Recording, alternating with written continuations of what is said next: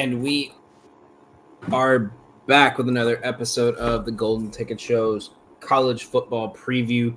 I'm Dan from Gotham Gambling. Over here to my right is the .001 inch dumper, Joe Winkle.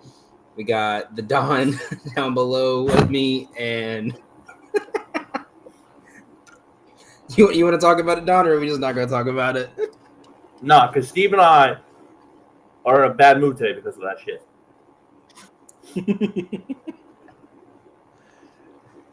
You won the inter squad competition, though. So Fuck the inter squad competition. I want to make more motherfucking money. I'm just, I'm trying to take the little victories, is all.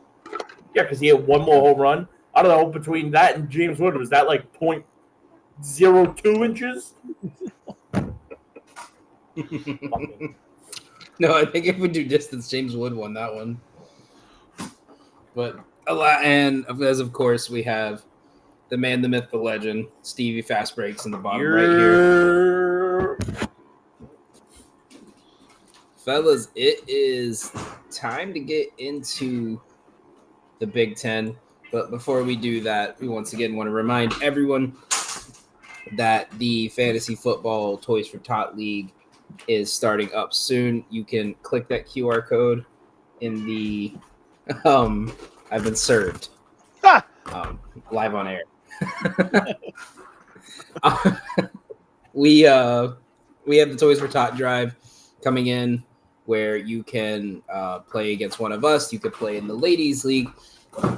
You could play against anyone else. You can even play against Lydia, as she makes her guest appearance in the background right now. Wild animal. Lydia. Sign up. You can also even hopefully soon we'll have one set up with the great Betalytics, where you can join the Betalytics Fantasy League, and the winner of that league will get a free month and a $50 Fanatics gift card as well. So make sure you guys sign up at the QR code in the top left. Join one of our leagues, play for a good cause, bring your friends in, show them who's the best in fantasy. But with that being said, let's get right into it. Alphabetically, we're going to start with Mr. Winkle here and the Illinois Fighting Illini. Win total is set at 7.5. I believe last I checked. It just randomly went off my screen. I was prepared, and then my computer refreshed. Abe, while he's pulling that up, back in your life tonight. Yeah, 7.5. With this conference coast-to-coast spit roast here in the Big Ten. But I will say this before we go any further. Go follow our Substack page. I don't know if we'll have something up for that later with a QR code or whatnot, but we've been, these guys more than me, but, it's been nice to chip in here the last few days. A lot of great stuff that is being put out there, so make sure to do that. Anywho, onward with the festivities. So as I'm actually about to add that right now, our Substack, looking at Illinois' schedule, we have Western Illinois game 1 at home, at Duke, home versus Western Michigan, at Indiana. Cannon is very opinionated. He would not shut the fuck up tonight. Honestly, I got in trouble for throwing the pillow at him on air last week. So feed that motherfucker. Dude, I fed him 3 times. Tell USC, Purdue, Ohio State, at Washington, home against Rutgers, Maryland, against Wisconsin on the road, and Northwestern at home. Win totals at 7.5. Joe, what do you got? I've got Cats. Mute your mic, Bobby Sourdough. They're on the rise. Listen, we're gonna come at this. Hey, hon, can you please get this cat? It keeps meowing every time, please. Hey, we're podcasting here. So look, man, we're gonna try to go at this with as clear of a unbiased opinion that we can give as an Illinois fan. Lie to me. I swear to God, I'm gonna be fruitful, and no lies will be told. This is, for all intents and purposes, the most anticipated season for Illinois football in my lifetime, and I just turned 37 2 weeks ago. So that should go to tell you something. Let's go on. Is that a real number? 30 set at Yeah, yep, I turned 30 on the 4th. 30? Yeah, 30. No, 30. Yeah, 30. Okay, so this just in. 0.001 inch number and I are the same age. How about that? Look at us. We're out here. Who would have thought? So for this Illinois team, 10-3 last year, the win against South Carolina in the bowl game. And it wasn't one of those measly bowl games where half the roster sat out for both teams. Both teams were going for it, and they won. And this Illinois team has a boatload of starters coming back. I kind of feel – oh, God. I kind of feel in the same aspect of the number being only at 75, kind of oddly enough, as – it's not as disrespectful to me as South Carolina's win total, but I think it's pretty close. But also in the sense of Illinois, like, here's the thing. I'm going over. I think the over is going to hit. I think they're going to go over 7-4. I think they're going to go like 8-4, I think is the floor for this team as long as they stay healthy. That middle stretch of the season is where we're going to find out if this team is a playoff team or, I don't think they're more than just kind of a first round team. I don't think they have dudes, but I don't think they have the capital D dudes to win a playoff game. It would depend on the matchup, really. But if they can get through, say, if they can get through the final, if they can get their first 8 games at 6-2, they should be a playoff team because they very well can win out. That Final Four stretch is it's probably 3 of the 4 worst teams in the conference, and then Rutgers, who's like a middle of the road team in the Big Ten. So that is a fantastic landing zone. And even in this middle chunk where there are some tough games, going to Washington, an incredibly, could be very tough. Their quarterback is good. Ohio State's a good team. Obviously but at least they get them at home.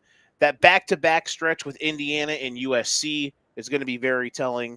I just love a lot of what this team does, and I think Brett Bielema has done a fantastic job to slowly build this roster to get to the point where them being a live dog for the college football playoff, I think it's not a fallacy. It's not just something. It's not a fluke. I think this team is legit, and I think they're going to go. I think personally, they're going to go.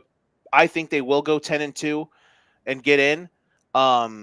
But also at the end of the day for Illinois, if this team does just get over their win total and only goes 8-4, it doesn't mean that that's a bad year for them. It's a little bit disappointing maybe, but it doesn't mean it's a bad year considering what this team historically has done, and they're still trending upwards. But yeah, man, there's so much to like with this team, and I love the over here, and I think this team is a very live dog to get into the playoff.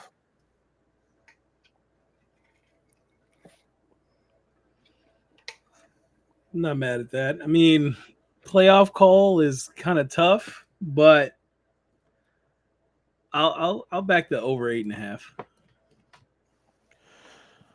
The thing that worries me the most is really the only position where they lost a bunch at is they lost a good portion on the D line, but they brought in some really good transfers that they like a lot. And then same at wide receiver. They got this kid from West Virginia who they think is going to be really good. But love the fact that Altmaier's back. They did lose Josh McCray to Georgia, which sucks. But I love, Fagan and Valentine, and then Lowry, however you pronounce his last name. That's a really good stable of backs. They got some good tight ends. And then defensively, as well as the offense could be, the defense could be just as good. They got pros on the defense. Gabe Akis up front coming back for a senior year, and their secondary is littered with NFL dudes. Xavier Scott, he's back. Led the team in interceptions last year. Matthew Bailey, shout out Moline High School here in the Quad Cities. He's back. I think he's got or Miles Scott, excuse me. not Xavier Scott, Miles Scott, Torrey Cox as well. I think all those guys have NFL potential. They're loaded on the defense. So just a lot of things I'm excited for with this Illinois team. And 7.5 to me. Love the number, and I think they'll go over. I'm going to say this. For Altmaier, I think he played well last year, but the reason why he played so well is because he had good targets like Pat Bryant and Zachary Franklin. I don't know if he has that, and I think that's going to hurt the potential for this team. I don't disagree. It's what worries me the most. I do think the run game will be better this year because I think their O-line is better and they got 2 legitimate tackles. But no, I agree. And the other thing real quick that I would worry about, it's like the real one thing that I'm going into the season that like worries me about what this team can be is what if Illinois was just kind of close game merchants last year? Like if that just regresses like crazy, then yeah, maybe. But I think it's a little more than that. It's not, they didn't only just feast on weird 1-score victories, but there were some games that, they came out on the other side of that were tight.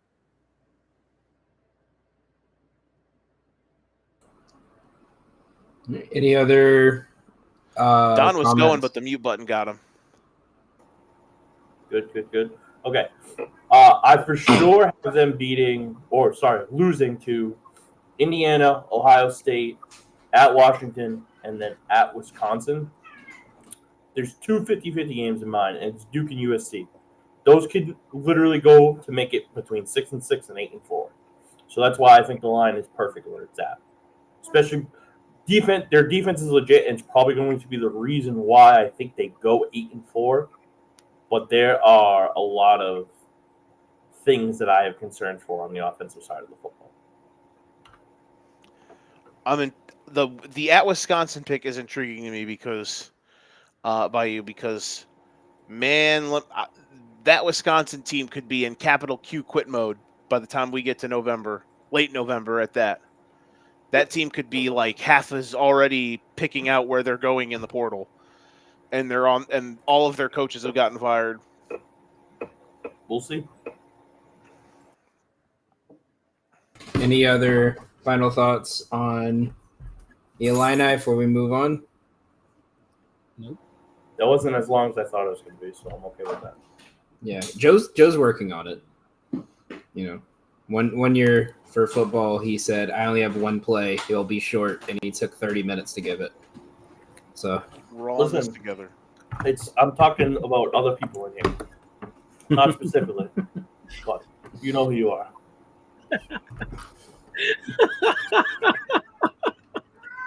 Is it him? It's Cannon. That's it.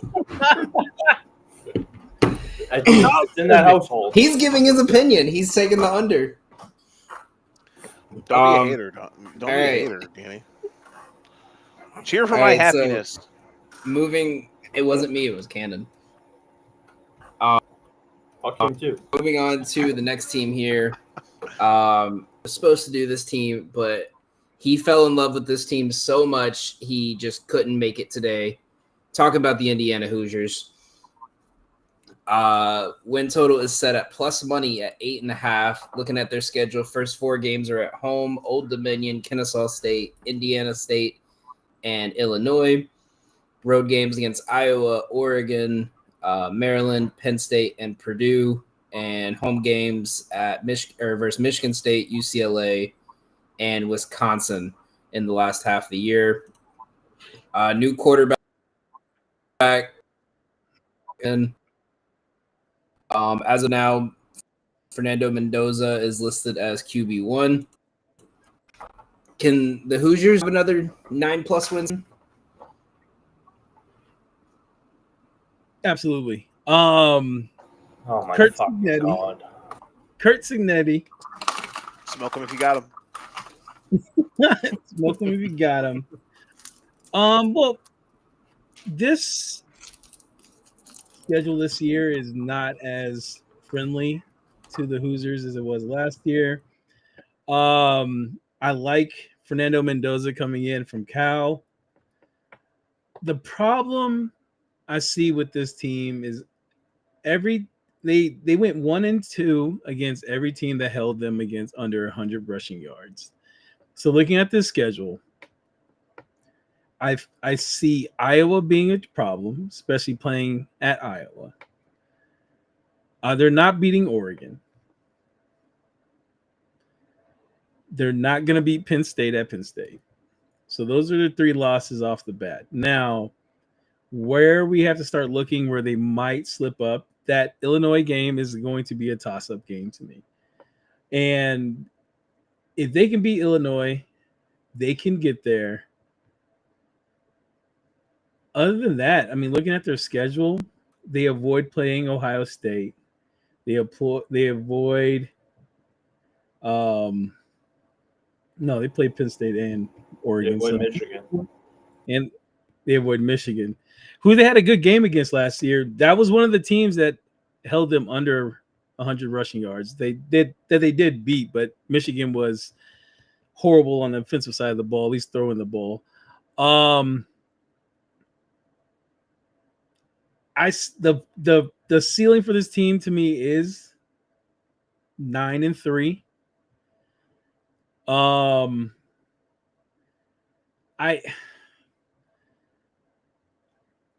I know Kev is high on this team. Yeah, I don't too see high. them. I don't see them being a college football playoff team this year. Nope. They will start the season 4-0. Old Dominion, Kennesaw State, Indiana State. 50-50 on the Illinois game. I will know better is probably 3 weeks into the season. We'll know where they stand for that Illinois game if they're going to actually be in that game. So for me, what is it? 8.5 plus money. Yep, 8.5, 115. If everything breaks their way, they can get to 9, but it's hard for me to see everything breaking their way. So I am taking the under on that. It's great what he's doing. He's building a program. He had a great first run. I think it was more the schedule. He's a good coach. I don't think he's going to have the dogs this year to actually accomplish what he did last year.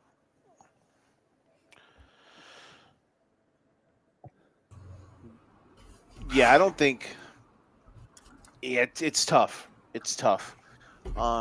This is a bit of proof in the pudding type season for these guys already. I like the quarterback addition. You know, can they continue to build up front? There is a world where they're favored in all of those games outside of the few that are like no doubt losses, right? The Oregon, the Penn State. What did you have as the third no doubt loss? I have them losing at Iowa. Could be. Iowa's very, very. Their margin is very, very wide. In my opinion, like they could be like really good, maybe if something hits, or that quarterback they got. Like, what if he just sucks and they're like 6-6 again? So yeah, I don't know. I think under slightly. I think they're probably like 7-5 or 8-4. Yeah, I mean, let's put it this way. As someone who's been a Cal veteran these past couple of years because of Jay Knott, you learn a thing or two about Fernando Mendoza. Now, playing in the ACC is completely different than playing in the Big Ten, and I think he's going to struggle with that transition into the Big Ten. I think they lose definitely Oregon, definitely Penn State. I actually think they win at Iowa, but then they lose. I think after the bye week, I think they're going to lose 4 out of 5. I think they're going to lose UCLA, and I think they're going to lose at Maryland. Because Maryland is what Danny likes to call a trap game. There it is. We got one. Take a shot. I mean, that is Put it on the counter. Back-to-back road games too, Don. So I mean, at Maryland and at Penn State, definitely tough games, and yeah, and I've driven that. That's not fun. That is a classic Danny trap game right there. You're looking ahead to Penn State.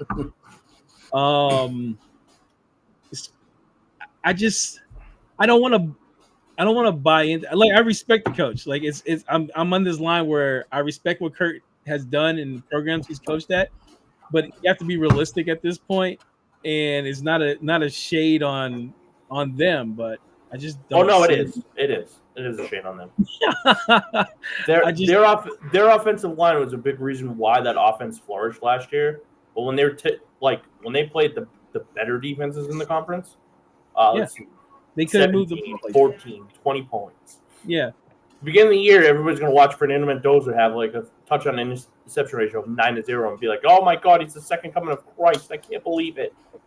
And it's not the case.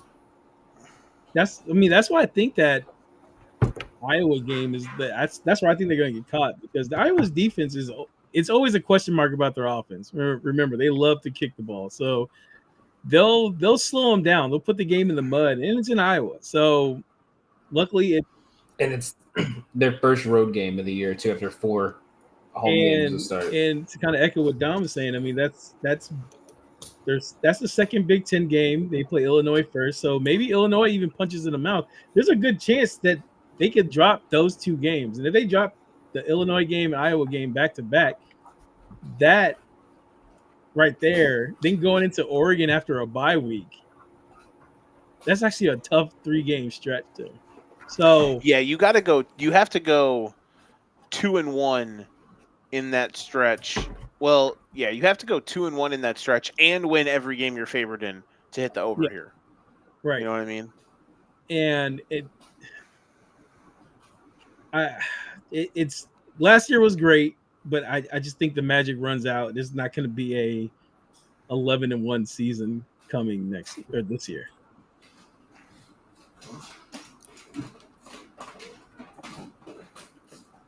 Any other comments on the Hoosiers? All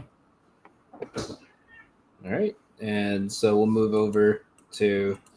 We needed betting cheese here for this one too. We're on to the Hawkeyes.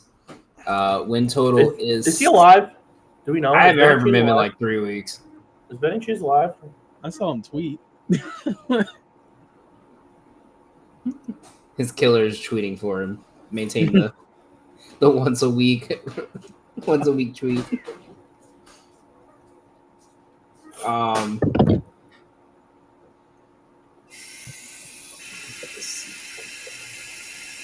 Next we got Iowa here.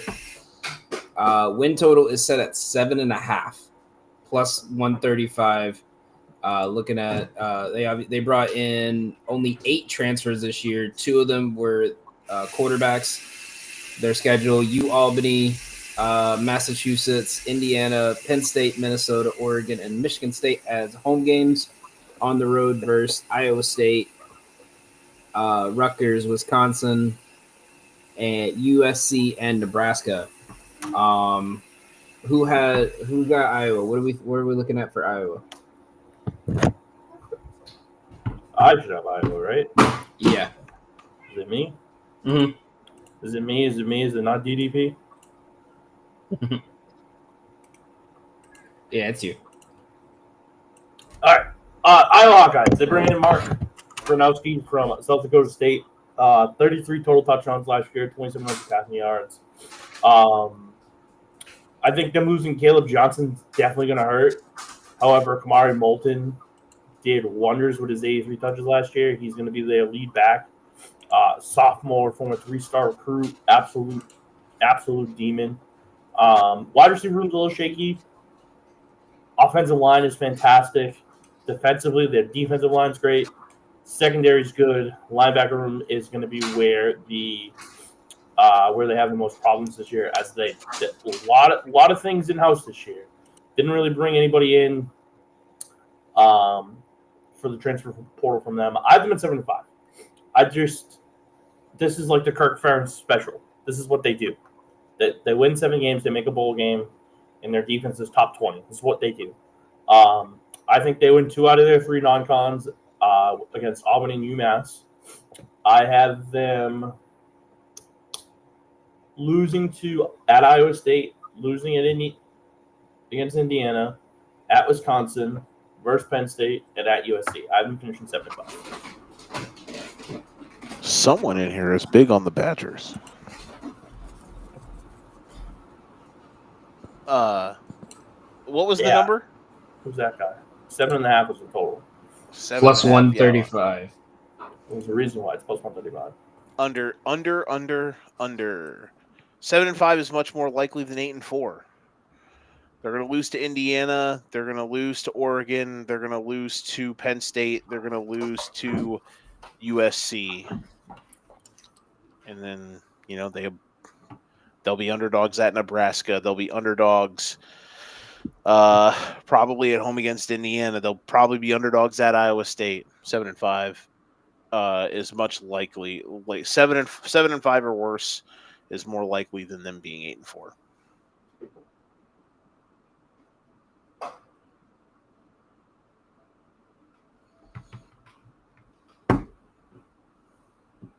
Yeah, no. I'm with the under. I'm like looking at the schedule. Yeah, we're gonna get the Kirk. Same old Kirk doing same old things. Maybe he rides off into the sunset at the end of the season. Maybe maybe not. it does. Maybe a certain SEC coach goes there instead. Yeah. They're just going to give Cheese the job. Would explain his disappearing act. Yeah, he's on the staff. He's their Connor Stallions. I can see that. All right, anything else before we head on to the next one? Yeah, it's Cal Cheese Alliance. That's what we're doing here. Keep it rocking, baby. All right, so next team we got here is the Terrapins. Maryland's win total is set at 4.5 at plus money. Right now, according to the depth chart, true freshman Malik Washington is set to be QB1 with Justin Martin backing him up. They brought in two big names I'm seeing are two wide receivers they brought in from Tennessee and Oklahoma. Looking at their schedule, Florida Atlantic, Northern Illinois, and Towson all at home. Wisconsin on the road to start conference play. Washington, Nebraska at home. UCLA on the road. Indy at home. Rutgers and Illinois on the road. And ending the season at home versus Michigan and Michigan State at a neutral site. Steve, I think this is yours. What are we looking at for the Terrapins here? Is this team winning a conference game? So here's the funny thing. Depending on what your level of Wisconsin is, what if they start 4-0 and then they only got to win one game the rest of the year to hit the over? Which game are they going to win? Is it the Rutgers game? That's the only possible toss-up game? Yeah, because even like UCLA is Don on the got road. one. Don got Pick one. me. Yes, They shocked the world. They upset Indiana because they're not legit. That's the trap game, remember? That is the trap game.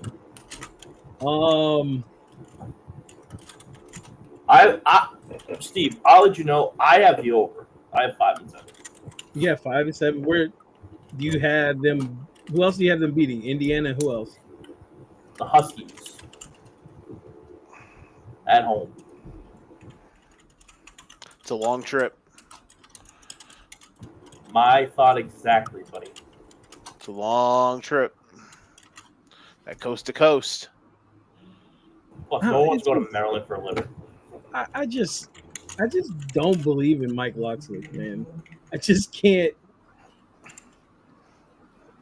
This team was horrible on both sides of the ball last year. And they lost their best player, who transferred from one bad team to another team that's also bad. But the Washington game makes sense. Like Washington come across the country to them. And you know what they do? They'll start 3-0, and they'll go to Wisconsin. They'll probably lose by a touchdown. Have a bye, right? I think there's a bye between the Washington and Wisconsin game. Washington game is probably going to be like a 2.5, 3-point spread. Game of the year, Week 5, Washington, Maryland. I'll stream it right now. Gotham Gambling, or the Golden Ticket Show Game of the Year. for all the Um, marbles. No. That game will be the Illinois game because that would be for all the marbles on that one. Don't get me started. Anytime Illinois plays Maryland in anything, it's a sweat fest. God, I want to go over, but I think this team sucks. So under 4-8. What's the It's probably plus what money we're at? Hang on. It I'll wash my hands was behind you. plus 110 over 4.5. Oh, 110? Nah, that's not even worth it. I hope they lose every game. Fuck them. I don't watch the. I don't know, man. I just don't see it. I don't see this team really improving from last year. They lost the running back to Indiana.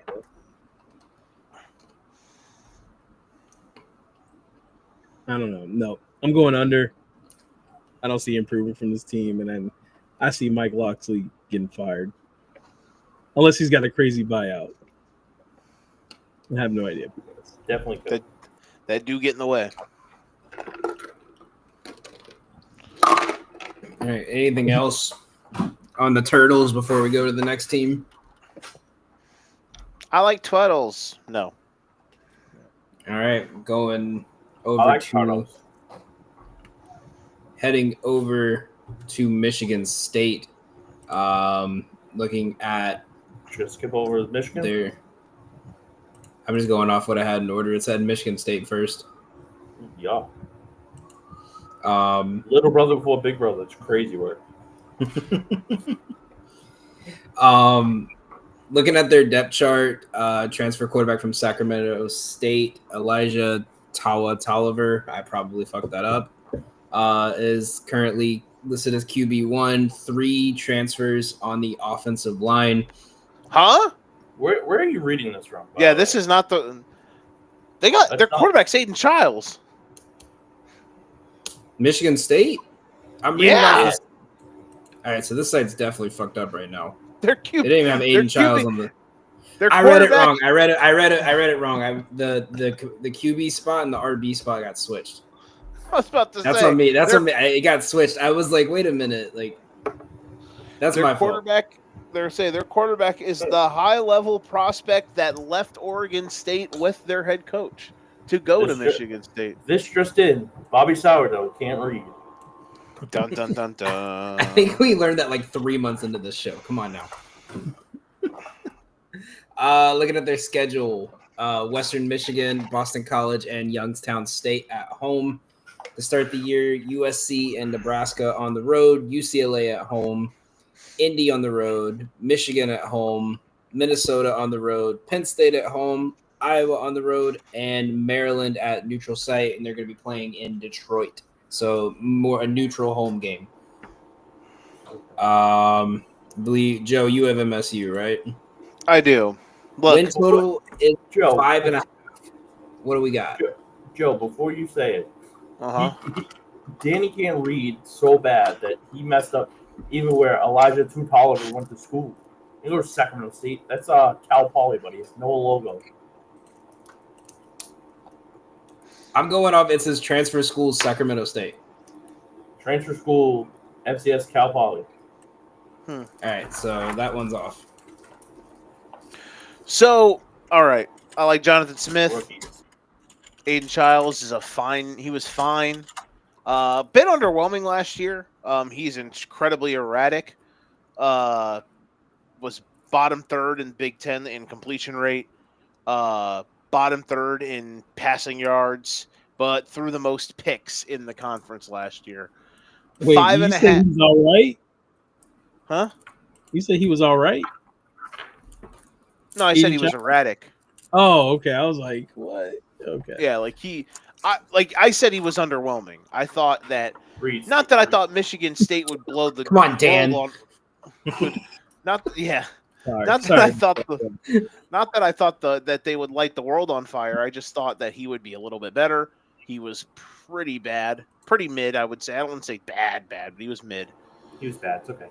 And I just don't think this team made many key improvements. They got some players in the portal that are all right, but at the end of the day, their schedule is too tough, in my opinion, combined with the fact that they just don't have the roster. You know, they do have a pretty good landing spot in their non-conference, but then they got to go to USC and to Nebraska to start off conference play. That's two losses. They got to go to Indiana. Obviously, they play Michigan. They get Penn State. Obviously, they got to go to Iowa. Tough road. I think 5-7 is more likely than 6-6. I'm going to take, even if it could be a slight under. I think the under is the play here. Yeah, they stink. Team. I'm not wasting any more breath on Spartans. Do you know how hard I had to like try and hold myself in from laughter to try and not make this team go 3-9?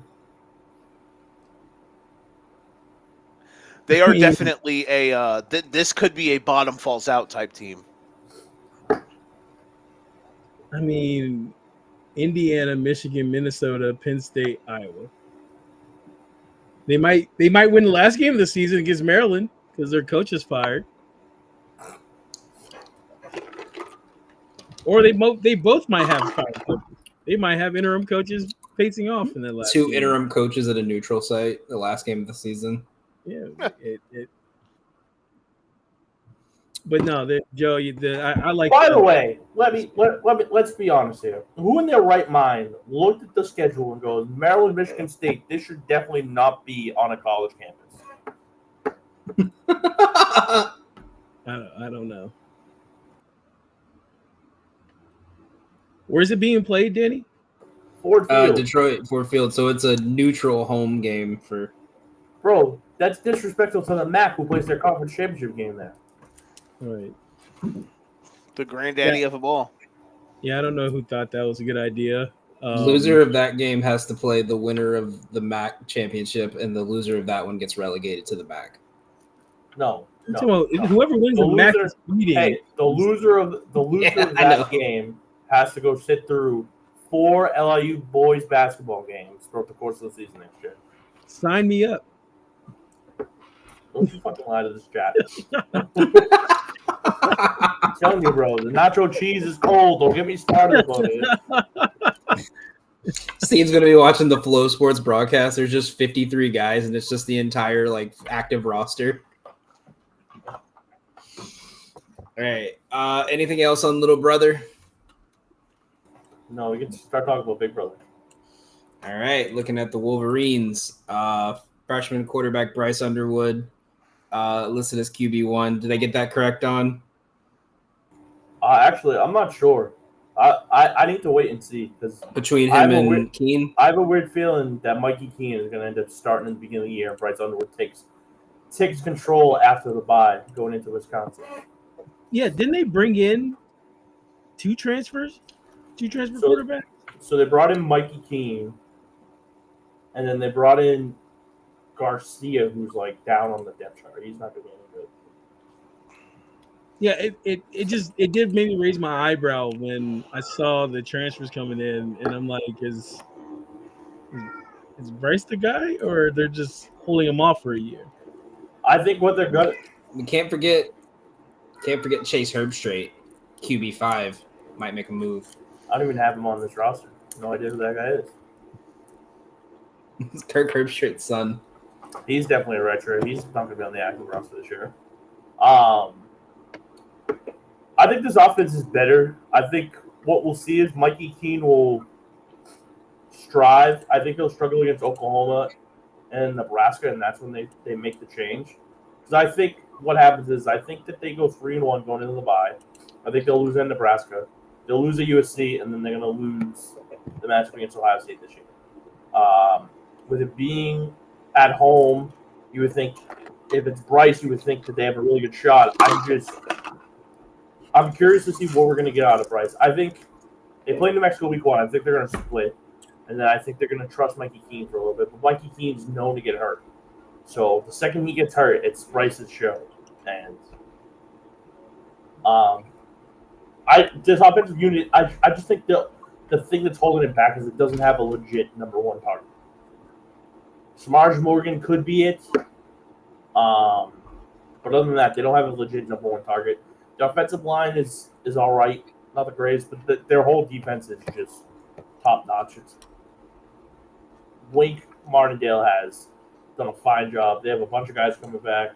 Yes, they lose Mason Graham, but this group is as deep and talented as ever. Derek Moore, TJ Guy, Rayshon Benny, Trey Pierce, Cameron Brent. They bring in Trey Williams from Clemson and Damon Payne from Alabama. There's a ton of guys that's going to play up and down. I got them at 9-3. Definitely Sharon Moore's best team in his young coaching tenure at the University of Michigan. I don't think they'll be ready for Ohio State this year because I feel like they get comfortable.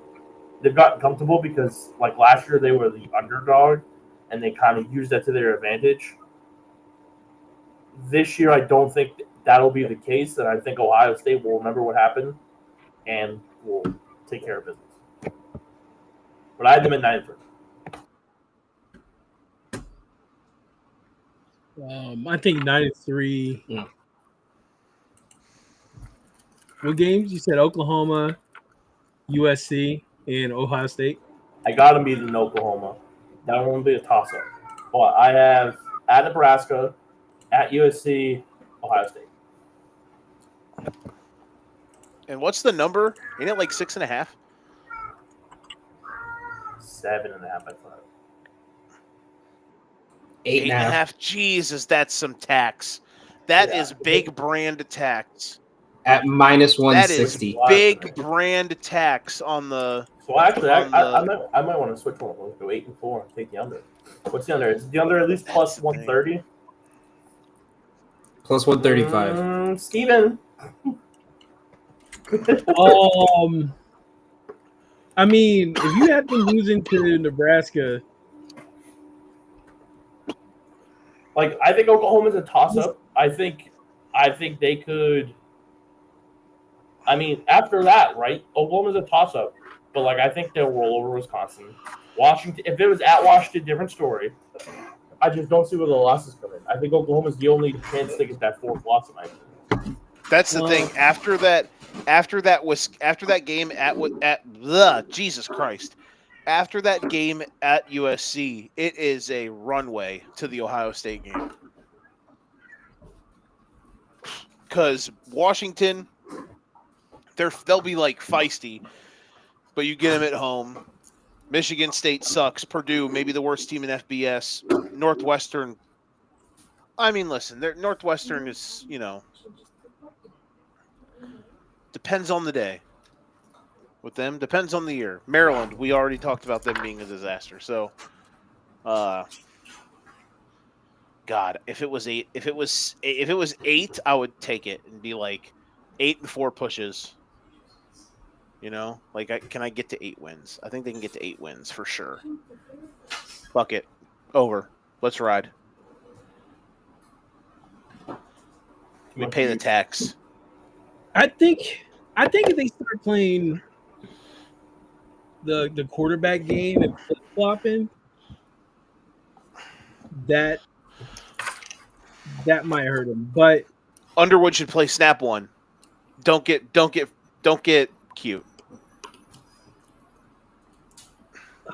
I mean, Don had a good point, man, about with the other quarterback. That's where my eyebrow went up on this one because I was who did they bring in?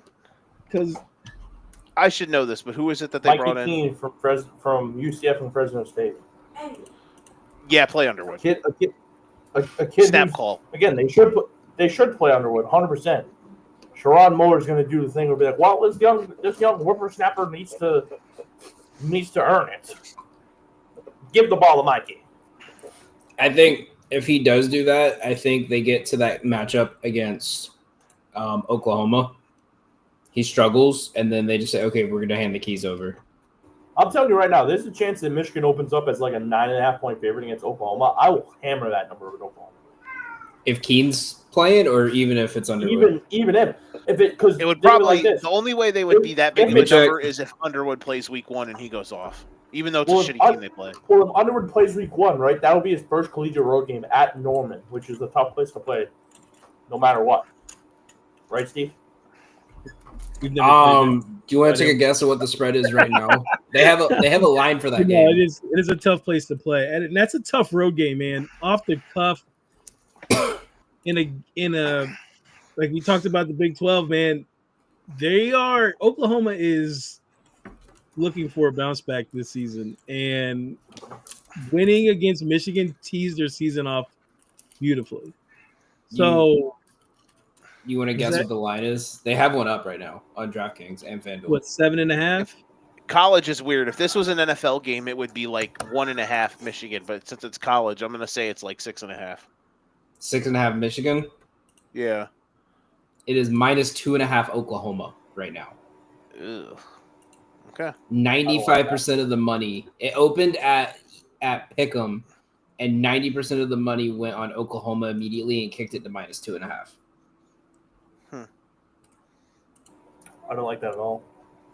We'll see how much. Public against Oklahoma. We'll see how much that changes here in the next 8 weeks. But anything else on the Wolves? No, that's it for me. All right, next we're gonna head over to the Gophers. Looking at their schedule: Buffalo, Northwestern State to start the year, at Cal, home against Rutgers, on the road against Ohio State, home games against Purdue, Nebraska, Michigan State, and Wisconsin, on the road against Iowa, Oregon, and Northwestern. Win total is set at 7.5 at +130. Joe, what are we looking at for the Gophers? This is right on that line, man. People really like this kid that they got coming in, who's a redshirt freshman, Drake Lindsey, to play quarterback. There's got some nice guys that they got in the portal. Got a running back from Marshall. They got a couple nice returning players on their defense. PJ has found ways to win. This team kind of is just historically 6 to 9 wins with PJ. 7.5 is the number. I think your doubt losses at Ohio State, at Oregon. Outside of that, man, they got a lot of favorable games. Their non-conference I really, really like. Going to Cal could be tough, but we talked before about how Cal's pretty bad. So, yeah, man, I'm gonna go over. I think their third toughest game is Nebraska at home. So, I think 8-4 is absolutely on the table. That Nebraska game's a toss-up game, in my opinion, man. What's in that? What's in that? And that's their third. That's their third hardest game. What's in that bottle? What? What are you drinking right now? I want to know where you think there's a world that Minnesota goes to 8-4. It's that good, bro. You take Darius Taylor coming back. Darius Taylor coming back is the best thing for his offense. I think there's a chance that I have it 7-5, but there's a chance they go way lower than that. They're going to go to Iowa, Oregon, and Ohio State. Okay, you're right. The Iowa game's their third toughest game. Good call. I think they lose to Rutgers at home. I gotta go. I'll say 7-5 right now, but I don't think they get 8. See, it's not crazy though. You were acting like I predicted them to win the title. Win the Big Ten. I just said they'll win 8 games. You Joe's secretly scratching off Minnesota. Yeah, but fucking 8 games is as many as you have fucking Illinois. You think they're on the same caliber as Illinois? I said Illinois is going to go 10-2. Wasn't PJ Fleck like 1 foot out the door like 2 years ago? Like, wasn't he about to head out? Like, that bothers me when a coach is in that position. PJ Fleck, I don't know. Even Buffalo, they should get the win. Northwestern State, they should get the win. At Cal, that's going to be questionable because they're flying to Cal. And this is like one of those games where they should win, but PJ Fleck just gets out coached for some reason. Ohio, Ohio State, they're not winning that game. That Rutgers game, see, I hate Rutgers because they show up on just unexpectedly sometimes. And these are the type of games that they show up and like win, and it's in a 3-point win when it's fucking 7-10.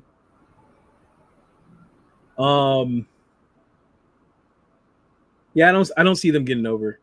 What was it? It was 7.5.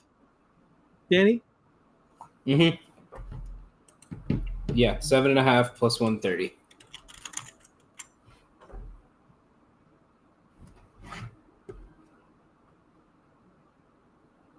He's thinking long and hard about this. Yeah, He's gonna it's bet it right now. I'm trying to find the 8. Wisconsin win, Northwestern win. Is there Nebraska a trap win? game I'm seeing anywhere? They are the trap game. Yeah, it's They're just a 5-league trap game.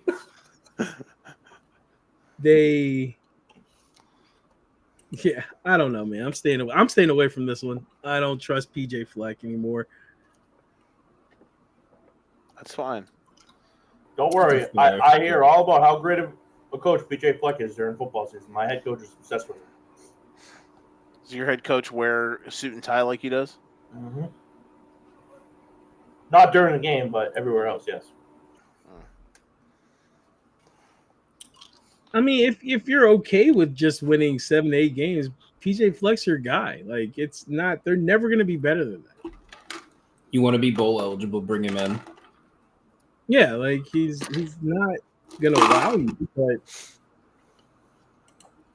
if it was 6.5, I would take the over, but it's not. So, All right. So moving on to Nebraska. Looking at their win total is also set at 7.5 minus 130 for the over. Looking at their schedule, they start their season neutral site in Dylan Raiola's glorious King's House in Arrowhead against Cincinnati. And they play 4 straight home games: Akron, Houston Christian, Michigan, and Michigan State. Rest of their home schedule in conference is Northwestern, USC, and Iowa. On the road for 4 games this year: Maryland, Minnesota, UCLA, and Penn State. Don, are the Cornhuskers hitting 8 wins this year?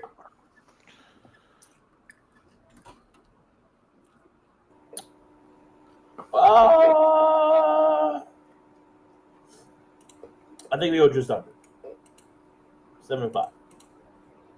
I'm going 7-5 for this game. Listen, I get it. I know what you're saying, Steve. That rule stinks, and I get what your thought process is. But what you need to realize is their offensive coordinator is Dana Holgorsen. Daryl Arnold was about to go nuclear this year. He changed it. He did change the way the team looked those last couple weeks of the season. I give him that. So just be aware. The defense is a little bit suspect. Trust me. The D line the depth is there. The guys that they have on the field consistently, maybe not. I like their secondary. I like Deshaun Singleton. I like Sierra Wright. Sierra Wright.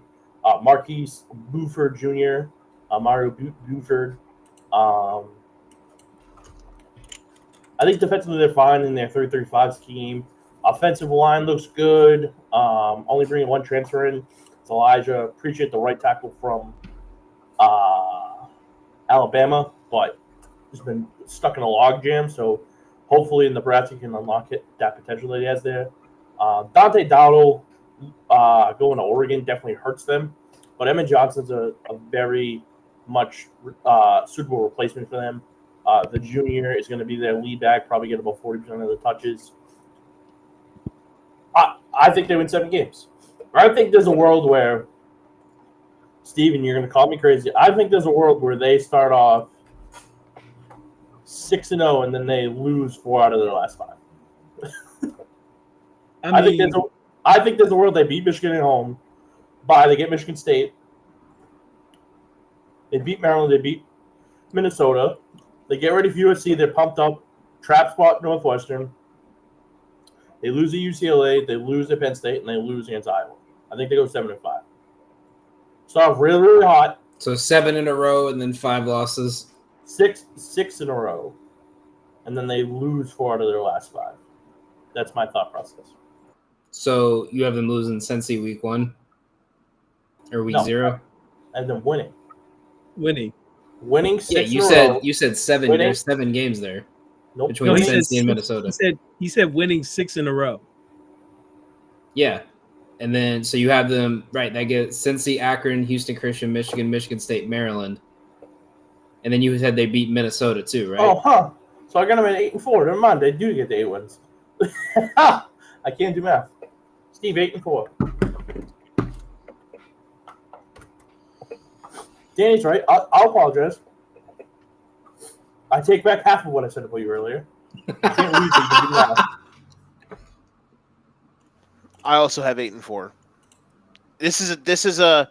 It's not like make or break for his career, but this is a real. We're about to find out if Dylan Raiola's got the goods or not.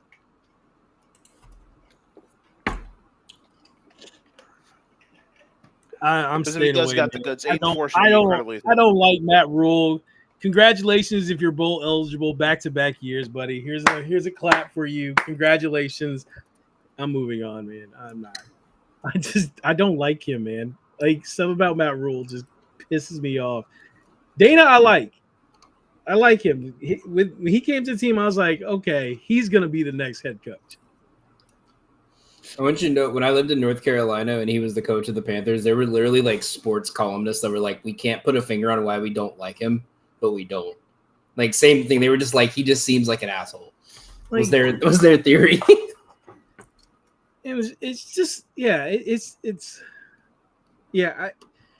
nothing against Raiola, nothing against the rest of the team. It's just Matt Rule I don't like. And if you know what, Dana can get Danny Raiola balling. Like I saw the potential at the end of the season from Danny with the way they changed up their play calls. So I know it's there. Good luck.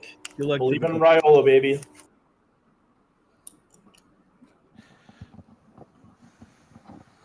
All right. Moving on to the next team here, we have Northwestern.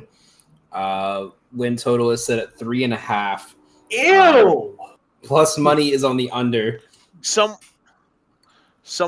Everyone give their synopsis in 30 seconds so we can actually talk about the 3 interesting teams in this league for the next half hour. Don, do you think they win 4 this year? I think they squeak out 5. Just saying. Let's go. I think they squeak out 5. You say, I got 5 and 7. Why are you looking at me like that? I'm trying to find the 5. I got 3. Michigan. You think it's going to be Minnesota? Minnesota. You Purdue. said Michigan? No. Okay, so let's go through the schedule. So Tulane.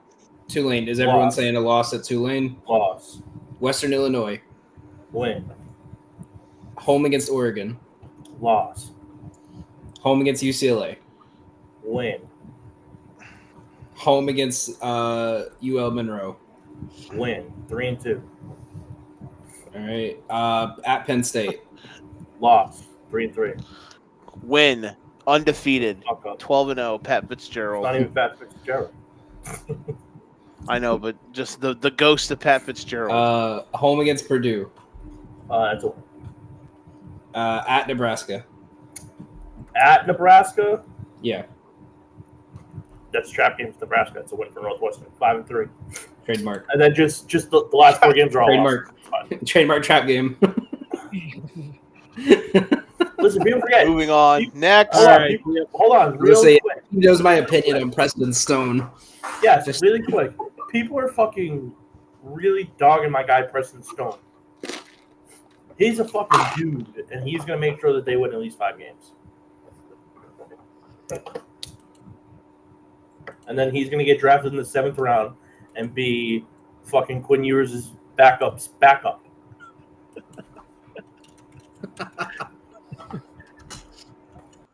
Hey man, Just his backup, bro. Quinn Ewers is going to start. Quinn Don't Ewers put that in his fucking head, please. Stop.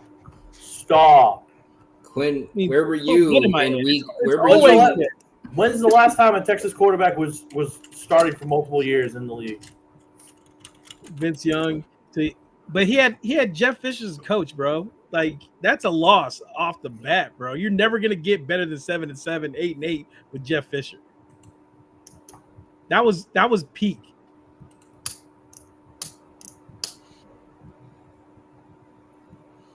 But yeah, 5 wins. Good luck. Where were you? I'm gonna be when- rooting for you. I do like Preston Stone, so don't get me wrong. I know what he's got. It's Where were you in week 3 when Tua Tagovailoa gets knocked out on Amazon Prime Video and Quinn Ewers goes 3 for 8 when they lose by 30 to the Bills? Let me put that in existence, please. they're smoking the Bills. I don't know what you're talking about. All right. When Q comes out there, it's a wrap. I don't think he's rapping this. You said that so confidently. Joe got off air. That's what I do. I had to puke real quick. All right, we'll go to the team Joe wanted to talk about here. Ohio State. Looking at their win total is set at plus money at 10.5. Texas week 1. Grambling and Ohio round out non-con, and then we have road conference games at Washington, Illinois, Wisconsin, Purdue, and Michigan. Home against Minnesota, Penn State, UCLA, and Rutgers. Steve, we already know you have a week 1 loss for Ohio State, but where do you have this team finishing the year? Their win totals over 10.5, right? Plus money, yep. Yeah, I'm taking over 10.5. Quarterback situation, is Lincoln Kienholz in the play? Is he in the discussion, or is it already going to be handed over to Julian? Will you fucking stop it? Julian is currently listed at QB1. I'm just Fucking listen, will man. you Listen, stop? it's You easy got a to better talk chance. about. No, Listen, I'm you not got gonna a sit better here- chance. You got a better chance of redshirt junior Eli Brickhandler getting playing time over fucking Lincoln Kienholz. Please stop. How about the 5-star Tavion Sinclair? I'll take him over in Lincoln Kienholz. Please stop. You know what I mean? Hey, listen. I'm not here to stroke them off for everything else that everyone else talks about Ohio State. Ryan Day is a clown. Ohio State is a bunch of clowns. Fuck them. Lose to Michigan. They won't though. See, that's what it pains me because this honestly could be a 12-0 schedule. It won't. They're losing to a certain team that I'm very high on. Penn State. Did I- They're absolutely losing to Penn State. And I can't wait, but I don't want to do that. So it's Oh, called he was reverse talking about Grambling. Can we? too. Can we? Yeah, no shit. Can we lump all 3 of these together and like talk about all 3 of these teams openly? No. Ohio State, Penn State, and Oregon. fuck you. Like That's we're not just the rules, Oregon. Joseph. I'm just saying, man. Look, Illinois could be good. Indiana's okay, and Michigan's Nebraska are fun. You can't. But let's be real talking here. about the 3 This best league- teams and then try to bring Illinois into the conversation. You All can't do that. You gotta put 12 in the playoff. Yeah, I can name you at least 20 teams that will be better than Illinois this year. If Illinois goes 10-2, they're making the playoff. They're not going Like- 10-2, so stop thinking about that. We're making picks. I made a pick. They'll go 10-2. If they go 10-2, I never said. If they go 10-2, Danny, I'm going to Seattle. I'm eating the Blue Corn Dog. If Illinois goes 10-2, I will go to Seattle and eat the blue corn dog. That is how confident I am that Illinois won't even sniff double-digit regular season wins. Okay, that's fair.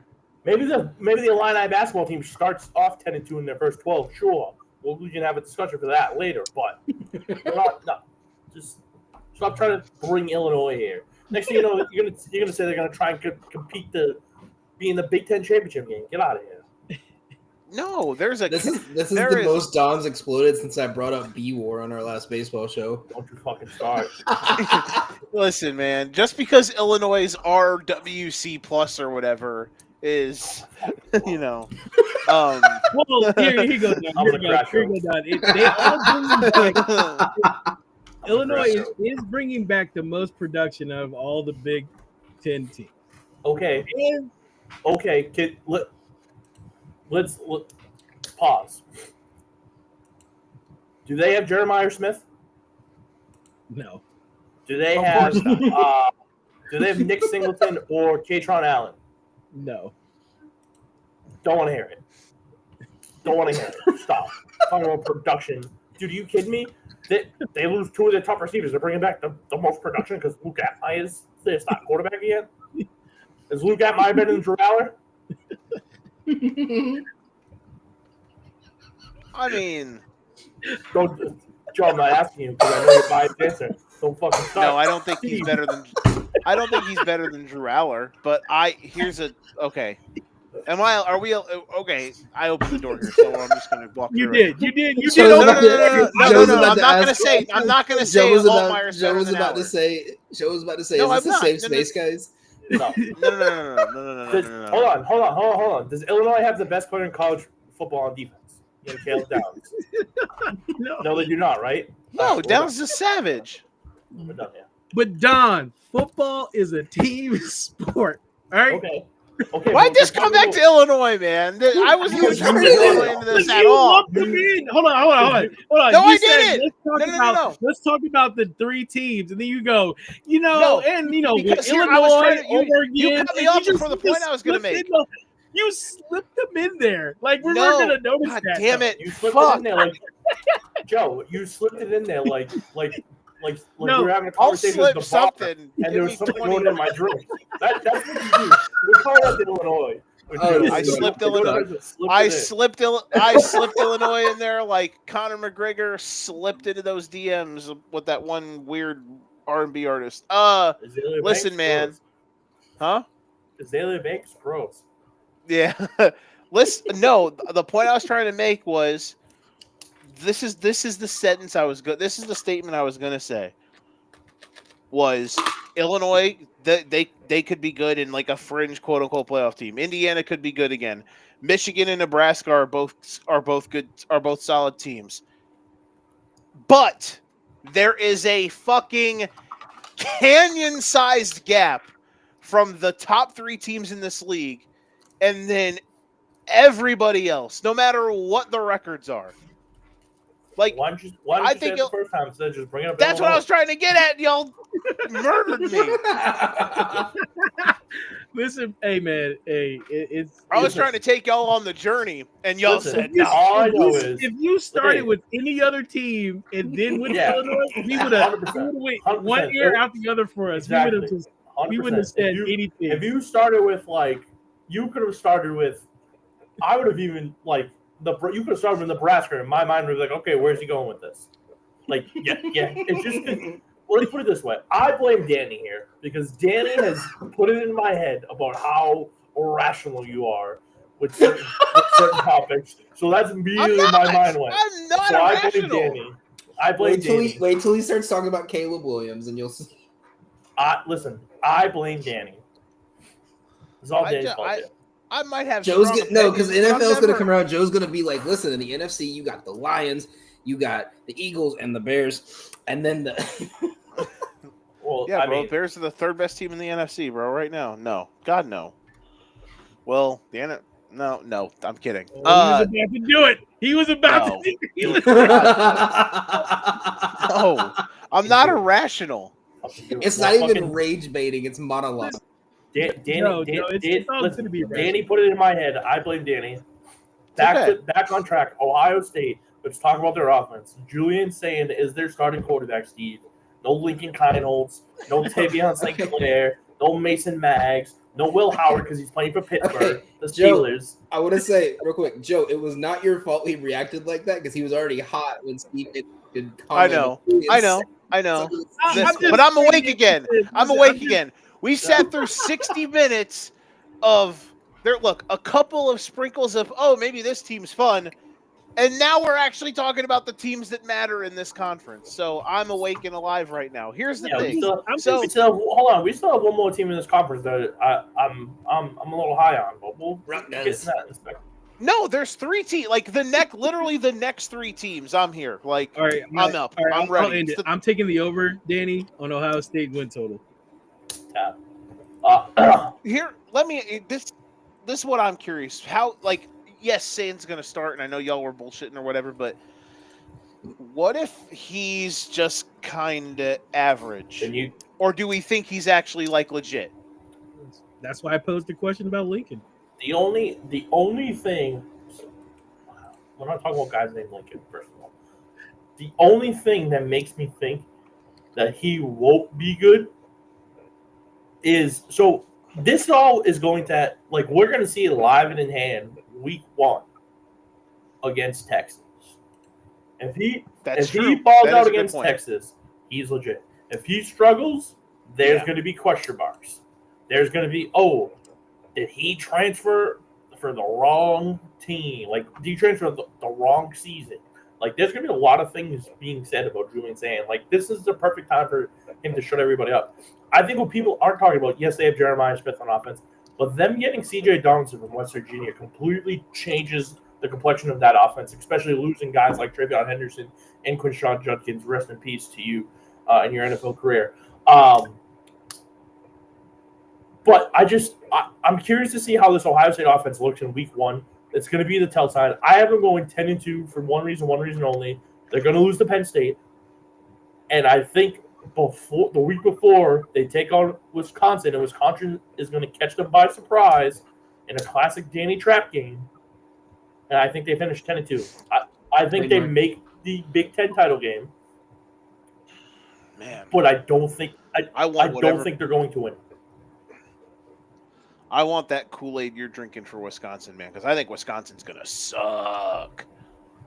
But that's fine. That's down the road. But I think Wisconsin's terrible. We'll get into Wisconsin in 35 minutes when we're done talking about every other team in this. Yeah. See, because I think they're going to lose to Texas. I don't. See, that's the thing. I don't think they're going to lose to Texas. The only reason I don't think so is because if they're playing at Texas, this is a completely different game. But the fact that they're playing at Ohio State week 1, it's the first game. It's noon tip-off at Ohio State. Arch is not going to be ready for that, I don't think, week 1. That's fair. That's a fair take. Serious question, if Texas was if Texas was going in there with Quinn, let's say it was this year's team, but last year's Quinn. We just saw that. We saw that, though. We saw that game, and we lost that game. That's a good point. That's a fair point. So let's put it this way. That's a fair. I was just thinking from the experience Can we put it this aspect. way? If it's a neutral site game, I'll take Texas 10 times out of 10. The only reason I like Ohio State in this spot is because Ohio State is at home. If Ohio State's not at home, I like Texas. Look, man, I hate that game's at 11 o'clock in the morning. We'll fucking be on the East Coast. Move to the East Coast. Not our problem, Joe. You chose to live in Iowa. That game should be at night, man. You also live in Iowa, you cool thing? What? Oh, no. So, yeah. No, listen, they decided to make it the noon game, right? Then they tried to back out and flip it to a Sunday night game. That Saturday slate, week 1, just take my money because I'm going to be sitting at the sportsbook all day. I'm going to be. I'm debating on calling out of work. I'm going to be hammered. It is. I'm waiting for my FaceTime call, man. Yeah, at the sportsbook when I hit big. No, the issue is no. See, All this right, is what the so- issue is. The issue is that I'm gonna have to watch the first game, which is Texas Ohio State. I'm gonna have to watch the first half in the football coach's room because there's gonna be something I'm gonna have to do that day, and I'm gonna be really upset with my coach. Be like, listen, coach, I love spending time with you. We've done it for the past 3 weeks. I know the season's right around the corner, but Texas Ohio State's on TV, man. I need to go watch it.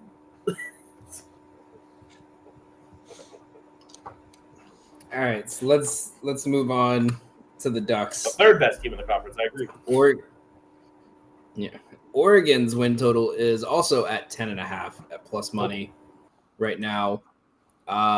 Looking at their schedule: Montana State, Oklahoma State, Oregon State, Indiana, Wisconsin, Minnesota, and USC as home games. On the road: Northwestern, Penn State, Rutgers, Iowa, Washington.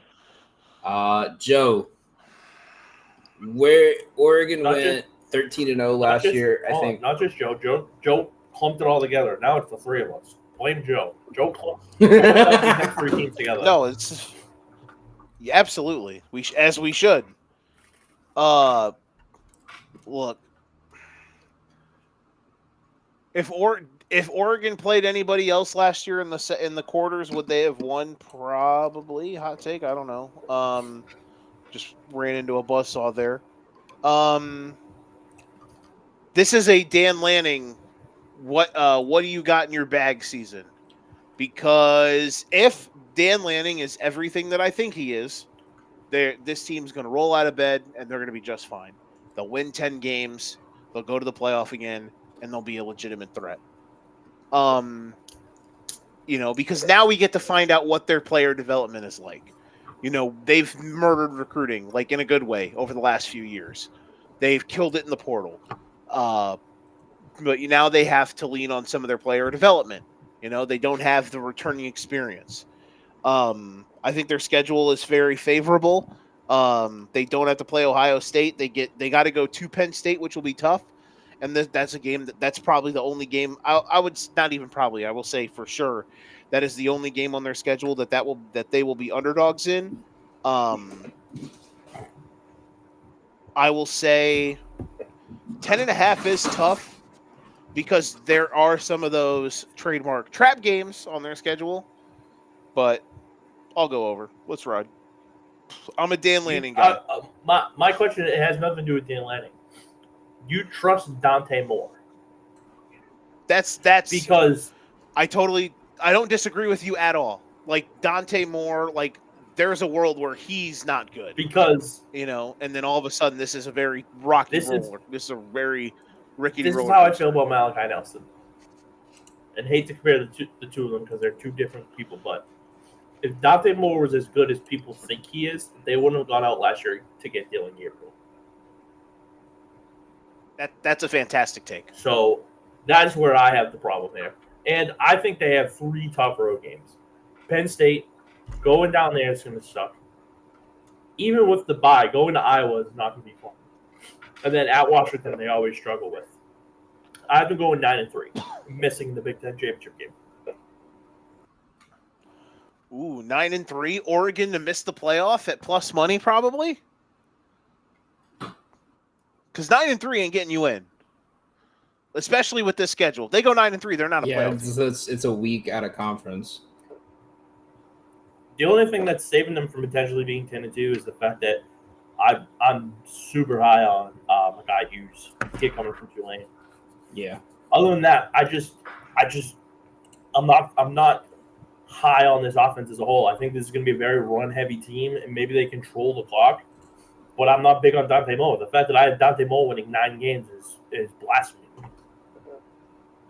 So, And they lost Evan Stewart out for the year. injury, right? Yeah. Their receiver room could be which was low key. Their receiver room was very, very, very good last year. Yep. This year it could be very dicey.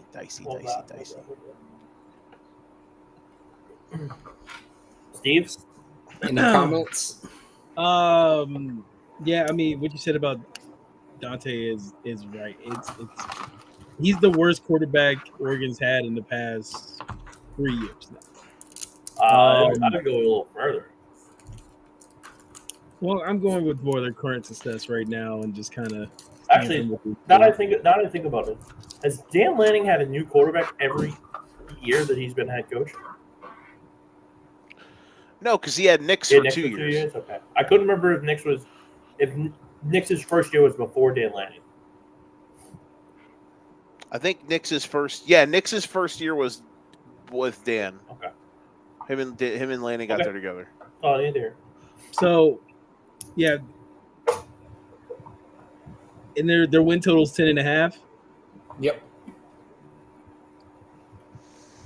We're gonna miss the playoff. Might be juicy enough. Yeah, I don't. They're not. You're talking me They're into not it. beating Penn State. They're not beating Penn State because Penn State doesn't have to go to fucking Philadelphia to fly to Oregon like they did last year. That Iowa game is going to be interesting because that's weather. It's Dante Moore, man. What the fuck has he done that makes me go like, yo, like, because like when Dylan Gabriel showed up, I'm like, damn, they got Dylan Gabriel. We've seen what he can do.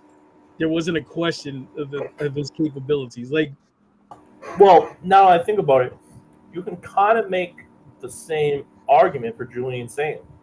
Because if he's as good as people think he is, why would they have to go and get Will Howard? Yeah. Just saying. That's just what's going in my head right now when I'm thinking about these teams. You know who hasn't needed to go out and get a quarterback? The next team we're going to be talking about after you go. I have some Eyebrows. about him. Oregon to miss the playoffs plus 220. I will say this: if Oregon misses the playoffs, one of Michigan, Illinois, kill me. You can't say it. Nebraska. You can't say it. I'm just You can't saying, say it. if Oregon misses, one of the other teams in the Big Ten's going. yeah, the team that probably plays And in the Big Ten championship and loses. Yeah, but no. But Steve, Yeah. No, the Big Ten's not getting less. The Big Ten's not getting only 2 teams in the playoff, unless the rest of the conference all well, let's put it sucks. this way. Then We can dive off air about this because I feel like we'd be on here for about 8+ hours talking about who should be in the playoff, who shouldn't. I think what we should do is this. I think we'll go. Does everybody agree with 9-3 now? I mean, Steve? I'm fine with I it think because of the quarterback situation. I'm not. That's not. Unless he balls out and does something that I don't expect, then yes, 9-3 is spot on. Can we move on to my bleak reach at an over is because I think Dan Lanning is the goods, all the goods, the whole goods, and nothing but the goods. But again, if Dante Moore is capital M mid, then yeah, we're sweating that a bit, you know? And Oregon plus money to miss the playoffs, it's a little juicy. Listen, Dan Lanning is just Mario Cristobal with more money. Let's move on. Let's just go from there. That's Yeah. a hot take. That's a take. All That right. is a take. Going to Penn State. Baby. Looking at their schedule. Do you guys want? I'll just give you the game. You guys tell me win or loss. The rest of the teams, Honestly, and then y'all can break it down from there. That way, you guys know what to debate on. yeah. All right, I'm fine with that. All right, Nevada, home versus Nevada. Oh my god, that's tough. That's a win. Win. Yeah, Florida International at home. Win. Fighting pit bulls. I don't know. Win. Nova Not at that fight, home. dude.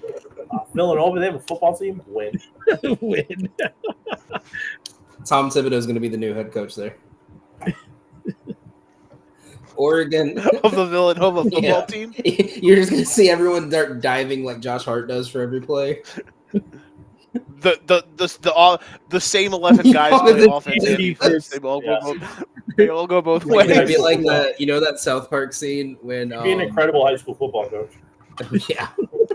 Yeah, I was gonna say it's like a 1A. It's like Tom Thibodeau would be like a 1A equivalent football coach in high school, where his teams only got like 30 dudes, and he only plays like 15 of them. If he did that, it'd be look. You know that scene in South Park when the Redskins owner goes out and just gets tackled every play. Yeah, Like, Oregon at home. that's a win. Win. They're getting 2 weeks to prepare. That's a win. Joe. Massive jump up in competition, but yeah, that's a win. It's a must win. They cannot lose that game. If they lose that game, Let's put it this way. Yikes. If it's a day game, there's a chance. If they play a night, It's already it's a night it's a night game officially. Penn Oh, State it's by over. 35. It'll probably be the whiteout. Penn State by 35. Okay. At UCLA.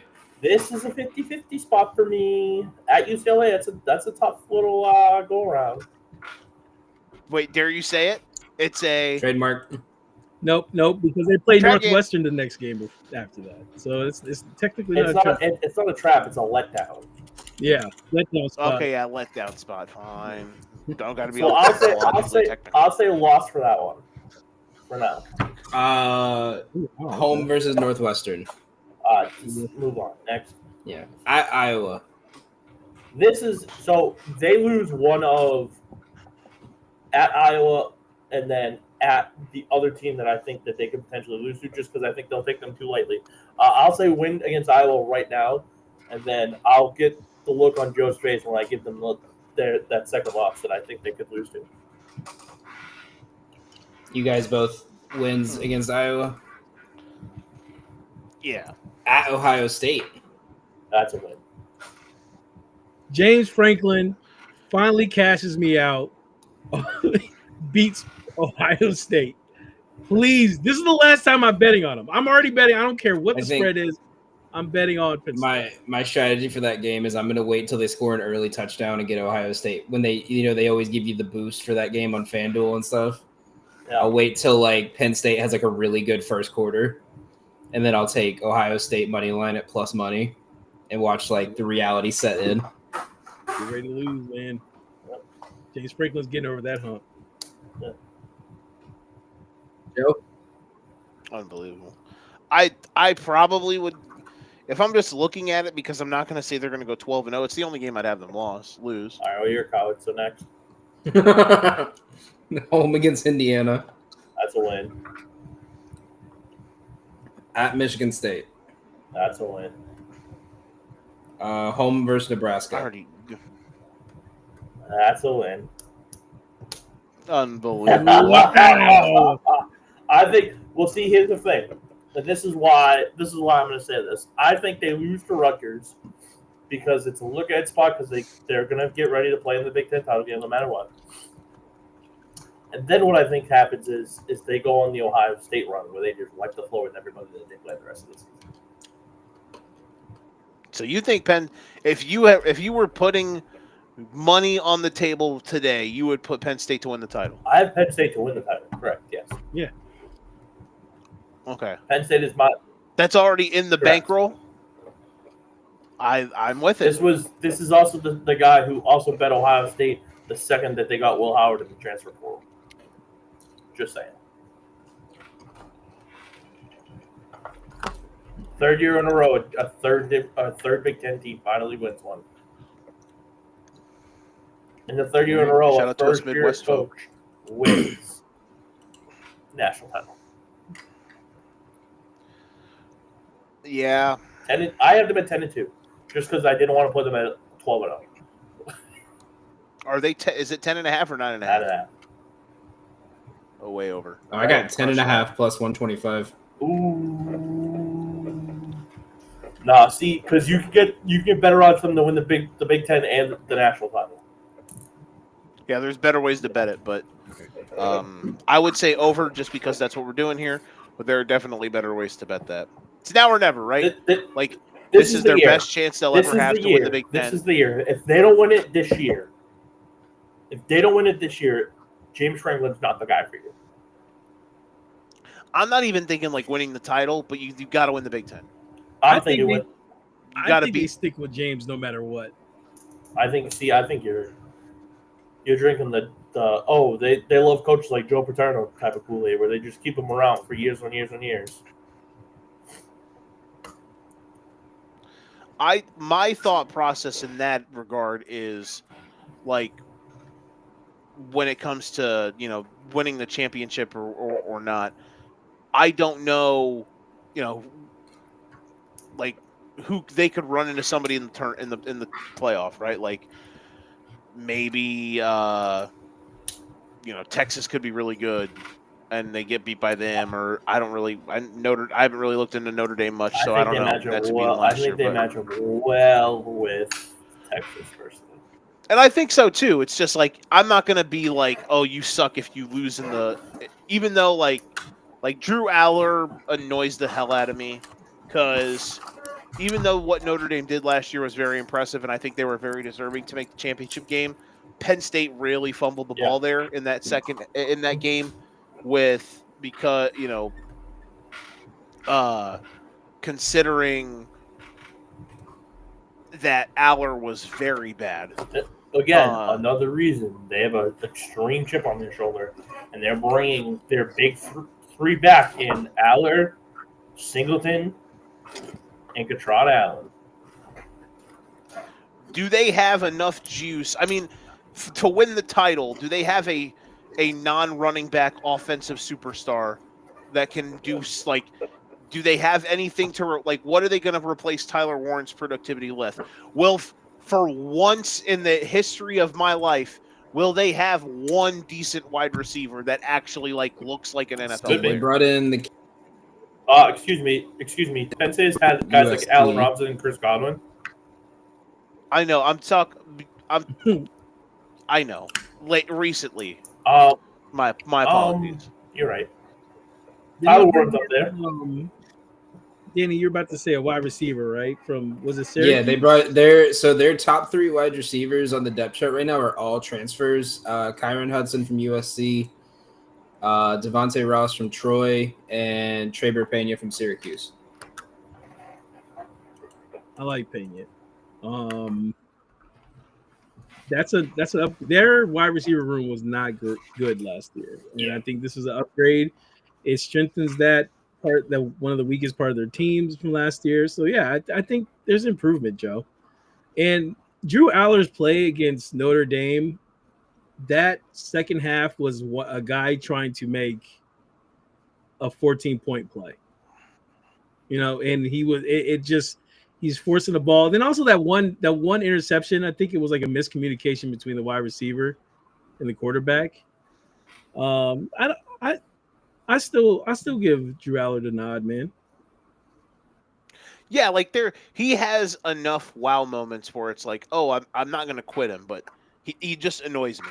In a way where it's like, dude, come on, bro. This is your 4th year. Why haven't you put it together more consistently? But all right. Do we want to talk about the next 2 teams? It's Purdue and Rutgers. Purdue's going to win 1 game. Down real quick, what do you think Rutgers records? What's their number and what do you have them? Because it seems like you're high on Rutgers. Well, maybe not high, but you think they're feisty. They're the trap team. They are feisty. They're Greg Schiano and feisty. So I don't have a line for them because New York, New Jersey schools, you're not allowed to gamble on. I will pull it up. Give me 1 second, please, people. As a non-New York, New Jersey resident. They won't. Yeah, New York doesn't let you bet on New York and New Jersey colleges. The big question I have about Rutgers is, can the Greek pistol carry this squad? He's low-key the reason why I kind of like him. He showed some flashes last year. That's why he earned the nickname the Greek pistol.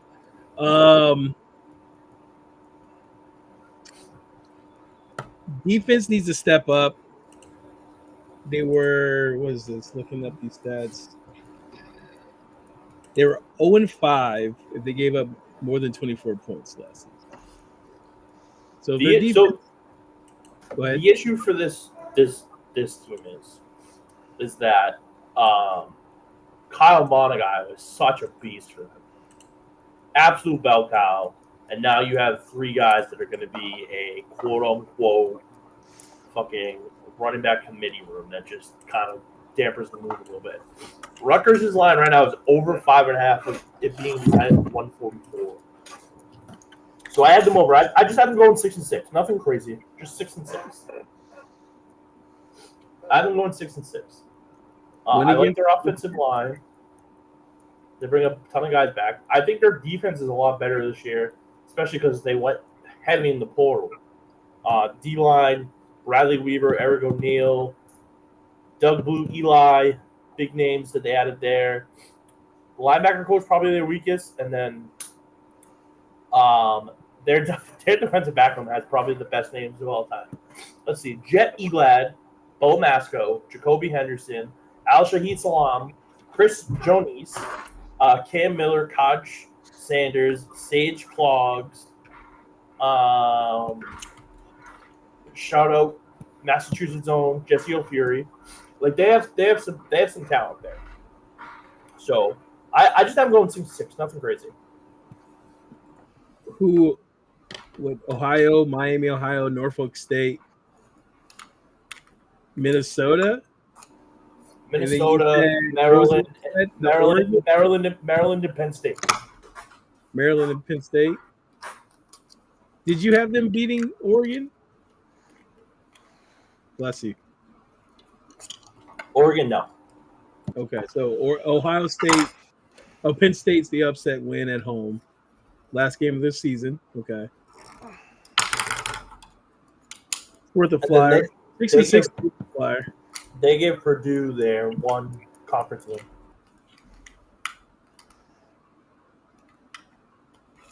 Like, that's the level of where these teams are. Well, Greg Schiano will drag it into the dirt. We know that. I love it. I love it. Yeah, if no one else has any other opinion on those two, let's go to UCLA. All right, so here's the schedule. We got the win totals at 5.5 plus money on the over. Utah at home week 1. That's a hard one. See, if we're getting a Utah they have stability at quarterback this year. I think. Is it still Isaac Wilson? No, I think he's still on the team, but I think he got pushed. Hold on.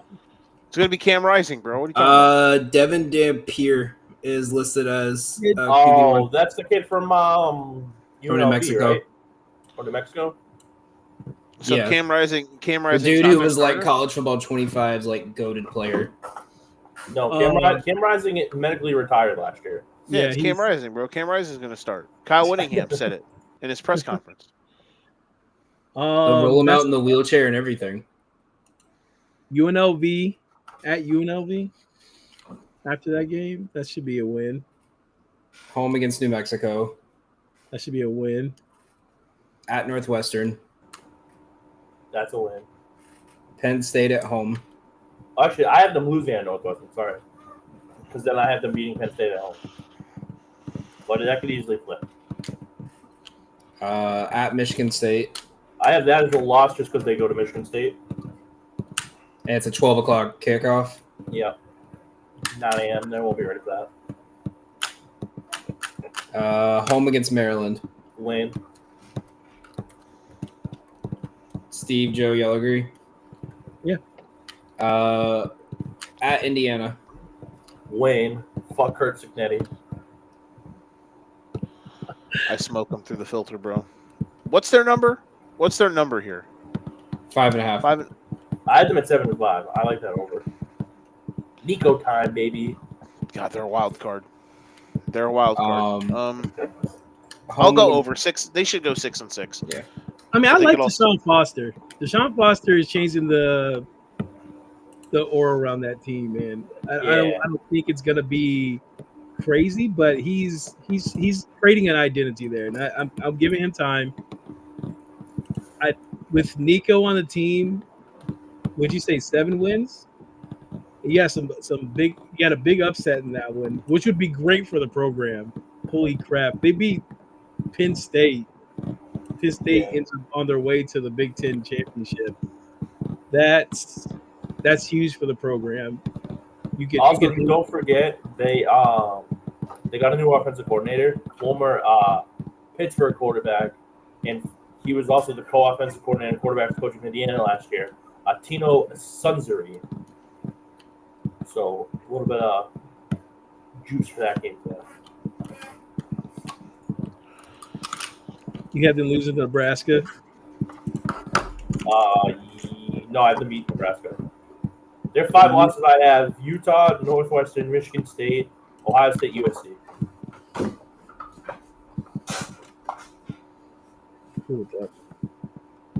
I'll look at the over. I like Deshaun Watson. I like Deshaun Watson. Deshaun Foster. Whoa, you almost got Clip it. Sorry. Steve likes the massage powers. Nothing wrong with a little Jack Shack action. But it's I like Too late.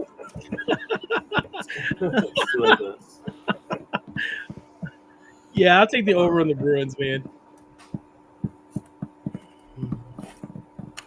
We can move on. All right, moving on to USC. Sure.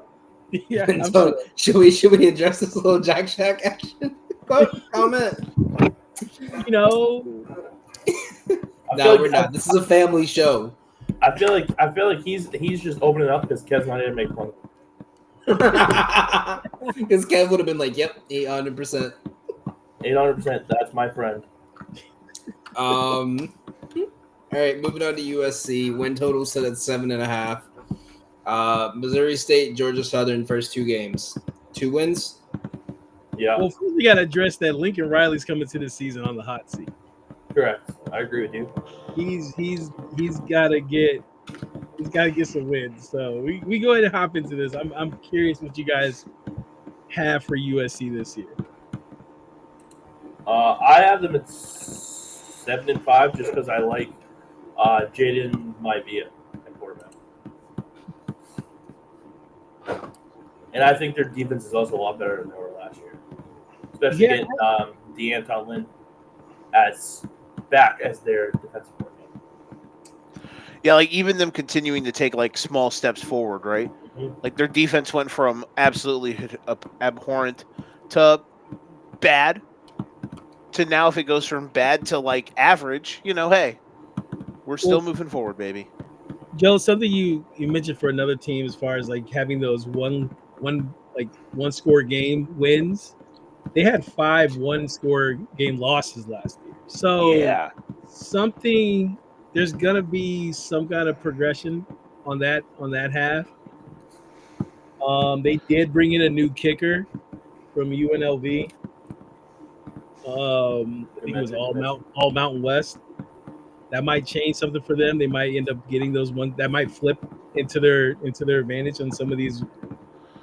I'm looking at the schedule though. The only that Iowa game is probably going to be a single-digit spread. Nebraska, Michigan. In the Michigan game, I mean that's at home. And Michigan's coming to them, so I think that could be a win for them. The Oregon game, I think they lose that game. 7.5 is the number. Yep. Goddamn. I think they get over. Give me the over on that one. What was it, 7.5? Yep. You just talking about Lincoln Riley's on the hot seat. Now you're going to say they're going to go over? Lincoln, listen. Here you go. Missouri State win. Georgia Southern win. Purdue win. Michigan State win. Sorry, Joe. Illinois win. On the road. At Illinois? You're not. Shock the world. That's one. Shock the world. That is really the closest. That's a toss-up game. So I'm gonna give them a dub in that one. I think that 4-week window of Illinois, Michigan, and Notre Dame is gonna be like where this team goes. Like if they go 0-3 in that, I think you're looking at 7-5. Yeah, because then you still got Nebraska, Iowa, and Oregon on the back end. Yeah. Now, granted, Iowa's got to go all the way out there, so that's probably a win. But still, Oregon and Michigan, or Oregon and at Nebraska. Oregon and Nebraska on the road. Yeah, I'd go under. I'm gonna try to believe in Lincoln Riley. I've been fading him.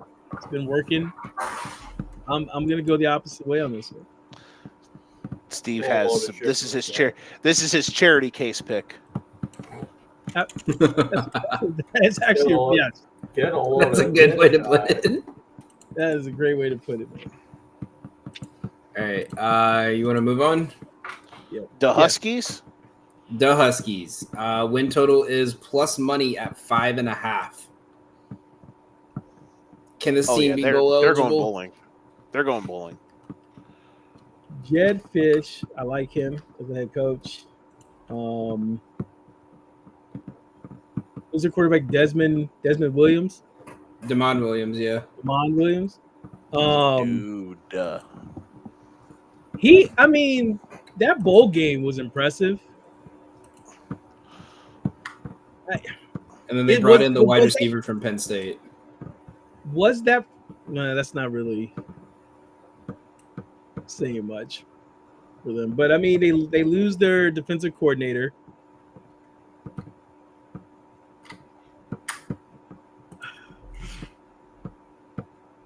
He said 7.5. No, 5.5. 5.5. 5.5 at plus money for the over. Colorado State at home. I have nowhere. I'll let you guys go. This team can be what 7-5, 4-8. This team is 6-6. They're going bowling.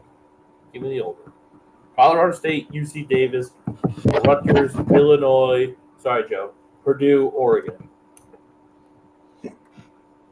Hey man, that's one of the games where I'm going to be sweating. That is going to be. They're going to lose literally any game away from home.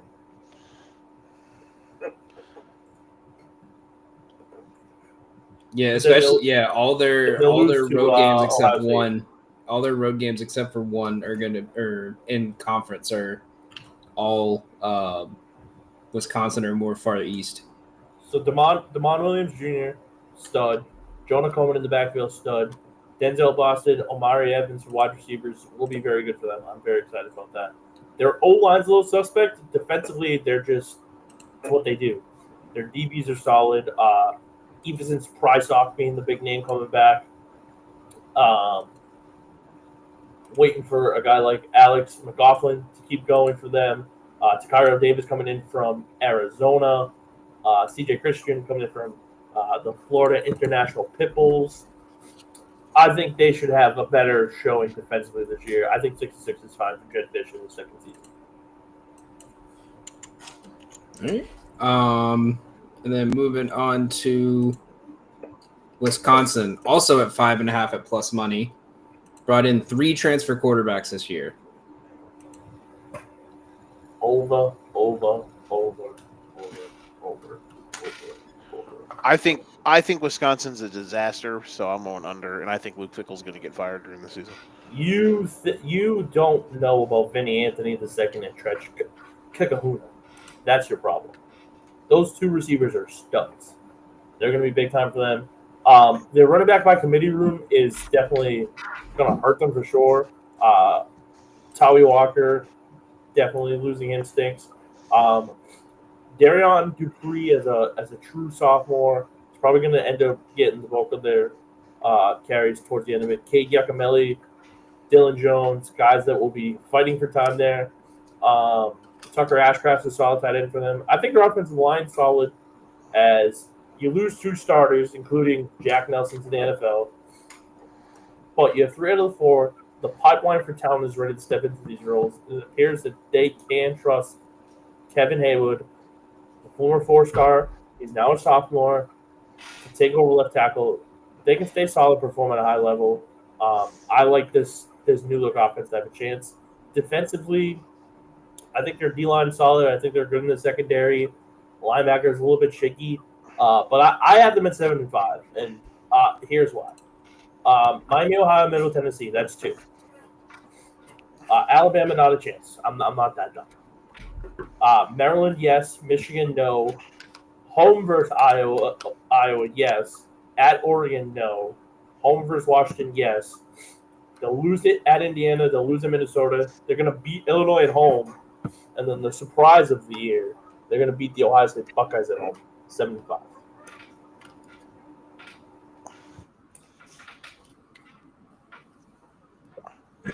Billy Edwards Jr. is that fucking guy. He was getting held back in Maryland. Luke Fickle's going to unlock him like he did Desmond Ritter that one time. Because Desmond Ritter stinks. Michigan, Iowa, Ohio State, Oregon. That's a tough stretch of games, bro.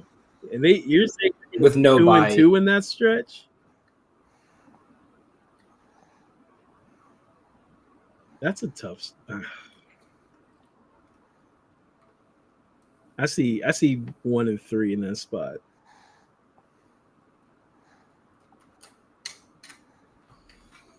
You know what?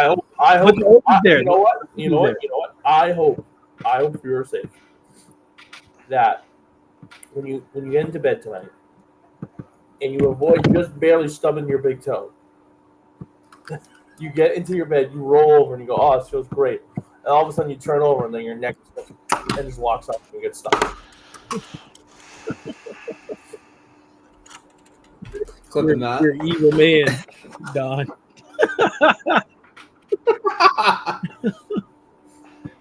I'm gonna post all these in the year of the Dawn, and it's just him casually threatening each and every one of us. When we talk about the king of the NBA, somewhere like that.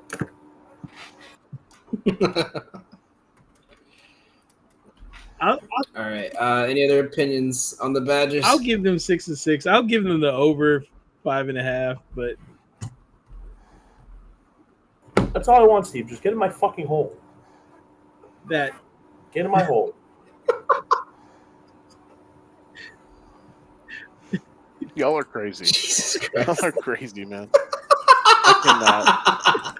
Bro, I'm too tired for this. Wake you guys up. are fucking upset. We're almost done. You guys are upsetting. That's not the type of hole I was talking about, fellas. Get your mind out of the gutter. Listen, this show's had it all, right? We started off with the 10,000 meows of fucking Cantonese coming from Bobby Sourdoughs. And then it finally gets quiet, and then all of a sudden you just hear the running water go while fucking Joe's talking about. Yeah, I don't know why the fuck she What are did we that. doing here?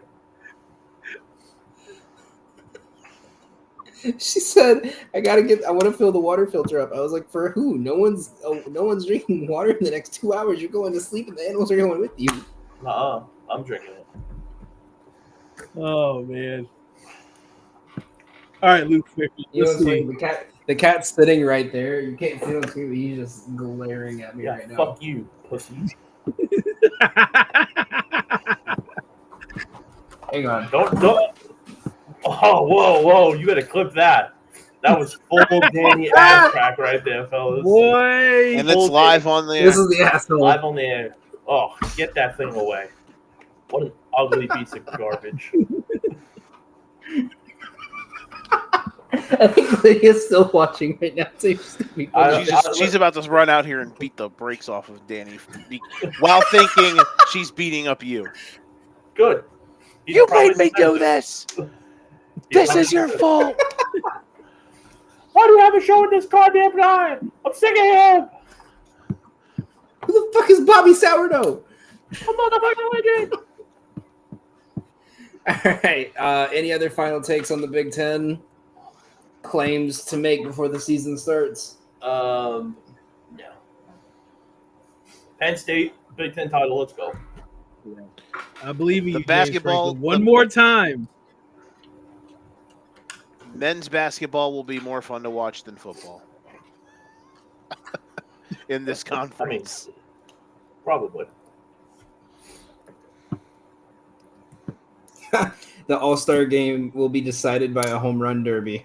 Brent Rooker is leading off for the American League. They don't play extras? They don't do extra innings anymore. No, they do it in a home run derby. Are you fucking kidding me? No, because it's tied at 6. Like, I don't give a fuck. I'll be mad. So it's You know what gonna I'm saying? Like, wow, dude, like, This is how extras is decided. 3 Yo, participants get talk 3 about it off there. swings Talk about it each. off there. Talk about it off there. Talk about it off there. Well, that'll be it for us here. Make sure you guys follow for frequency's sake on all socials, as well as the Golden Ticket Show, Gotham Gambling. We're posting our fantasy football previews of each team. Starting today with the Eagles. We're gonna have the Chiefs tomorrow. Don's got his summer league stuff going on. Steve's gonna have his new fast lane with fast breaks for his racing bets. Joe's gonna sit there and look pretty for the week. Kidding. We got the fantasy that'll forecast, be it. bro.